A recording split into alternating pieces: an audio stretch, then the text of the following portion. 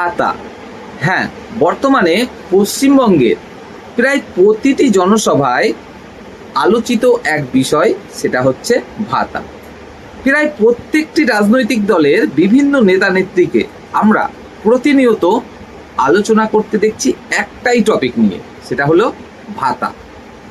কিন্তু এই ভাতা ভাতা করতে গিয়ে শিক্ষা, স্বাস্থ্য, কর্মসংস্থান, পরিকাঠামো বা রাস্তাঘাট এগুলো কি পিছিয়ে পড়ছে না? বর্তমান রাজনীতির একটা ট্রেন্ড হয়ে দাঁড়িয়েছে এই ভাতা। অনেকেই মনে করেন এই ভাতা খুবই জরুরি, কারণ এতে সরাসরি মানুষজন উপকৃত হতে পারে, কারণ দ্রুত আর্থিক সহায়তা মানুষের কাছে পাঠানো সম্ভব এই ভাতার মাধ্যমে। আবার অনেকেই মনে করেন দীর্ঘস্থায়ী উন্নয়নের জন্য শিক্ষা, কর্মসংস্থান এই বিষয়গুলি ভাতার থেকেও অনেক বেশি জরুরি। এখানেই তৈরি হচ্ছে বড় বিতর্কে। চলুন ভাতার পক্ষে এবং বিপক্ষে যুক্তিগুলো আমরা ছোট্ট করে একটু পর্যালোচনা করে দেখার চেষ্টা করি। ভাতার পক্ষে যুক্তি হলো মহিলা এবং নির্দিষ্ট শ্রেণীর মানুষজন, তারা এই ভাতার মাধ্যমেই কিন্তু অর্থনৈতিকভাবে সমৃদ্ধি লাভ করে। তারা তাদের চাহিদা পুরোপুরি না হলেও অনেকটাই মেটাতে সামর্থ্য হয় এই ভাতার মাধ্যমে। তবে ভাতার বিপক্ষে যুক্তি হলো এটা কিন্তু স্থায়ী কোনো সমাধান নয়। কর্মসংস্থান ব্যতীত শুধুমাত্র এই ভাতার মাধ্যমে কখনোই কিন্তু স্থায়ীভাবে উন্নতি সম্ভব নয়।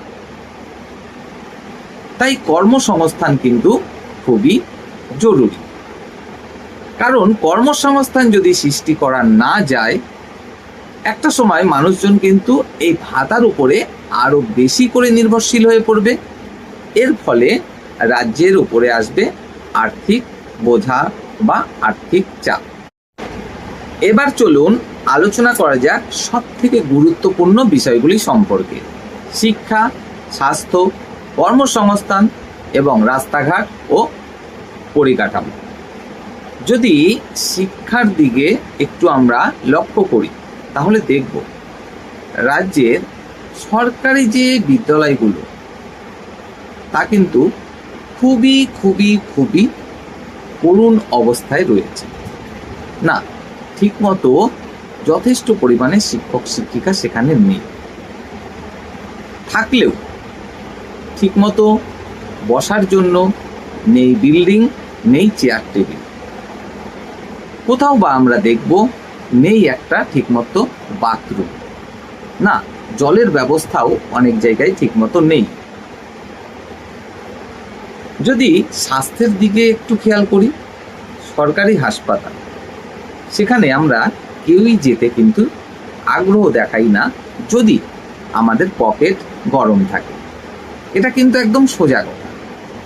পকেট যদি গরম থাকে, অর্থাৎ আমাদের সক্ষমতা থাকে, আমরা প্রাইভেট কোনো ডাক্তারের কাছে আমাদের বাড়ির মানুষজনকে কোনো অসুখের জন্য দেখাবো, কখনোই কিন্তু আমরা সরকারি হাসপাতালে যেতে আগ্রহ প্রকাশ করি না। এর পিছনে কি শুধুমাত্র আমরাই, অর্থাৎ মানুষজন দায়ী? আমরা কি একটু বেশি ঠাটবাট করার জন্য এগুলো করি? তা কিন্তু করোনা মহামারীর সময় আমাদের চোখে আঙুল দিয়ে কিন্তু দেখিয়ে দিয়েছে করোনা মহামারী যে রাজ্যের স্বাস্থ্য ব্যবস্থার অবস্থাটা ঠিক কেমন। কত কত মানুষজন যে শুধুমাত্র অক্সিজেনের অভাবে মারা গেছে তার কিন্তু কুল কিনারা নেই।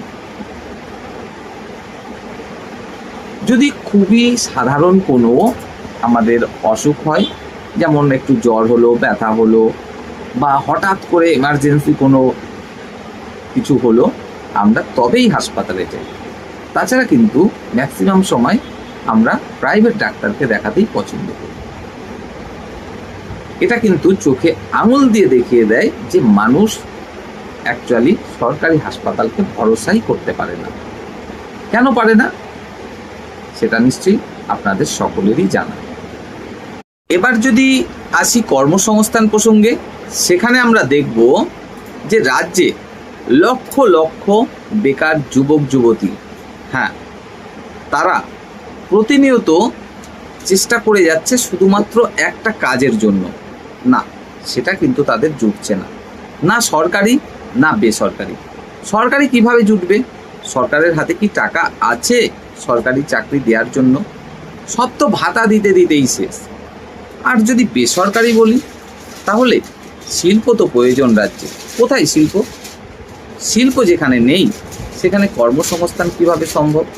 তাই আমাদের রাজ্যে লক্ষ লক্ষ বেকার যুবক যুবতী, অবশ্যই শিক্ষিত বেকার যুবক যুবতী, তারা কিন্তু বাধ্য হয়েছে বেকার ভাতার মতো লাইন, যেখানে আমরা বেকার ভাতা না বলে একটু উন্নত শব্দ ব্যবহার করছি সেই ভাতাটাকে, সেটা হলো যুব সাথী। এরপরে আসি রাস্তাঘাট। আপনি যে রাস্তাঘাটটা দিয়ে চলাফেরা করেন প্রতিনিয়ত, একটু খেয়াল করে দেখুন কত সুন্দর আমাদের রাস্তাঘাট। একটু যদি টোটোয় করে 2 কিলোমিটার রাস্তা আপনাকে যেতে হয়, দেখবেন শরীরের সব হাড়গোড় মনে হচ্ছে ভেঙে যাচ্ছে। এই হচ্ছে আমাদের রাস্তাঘাট বা পরিকাঠামো। শেষে একটা বিষয় আলোচনা করব, এই ভাতা এবং উন্নয়ন উভয়ের মধ্যে ব্যালেন্স তৈরি করে কি সত্যি চলা সম্ভব? অনেক বিশেষজ্ঞ মনে করেন স্বল্প মেয়াদে অবশ্যই ভাতার গুরুত্ব অপরিসীম, তবে দীর্ঘমেয়াদী উন্নয়নের জন্য চাই কর্মসংস্থান। সবশেষে আপনাদের কাছে রেখে যেতে চাই গুরুত্বপূর্ণ প্রশ্নটি, আমরা কি শুধুমাত্র ভাতার উপরেই নির্ভর করতে চাই, নাকি আমরা চাই স্থায়ী উন্নয়ন ও কর্মসংস্থান? আপনার গুরুত্বপূর্ণ মতামত জানাবেন কমেন্টের মাধ্যমে। বন্ধুদের জন্য অবশ্যই ভিডিওটি শেয়ার করবেন, লাইক করবেন যদি ভিডিওটি ভালো লাগে, আর চ্যানেলটি সাবস্ক্রাইব করে অবশ্যই সাথে থাকবেন।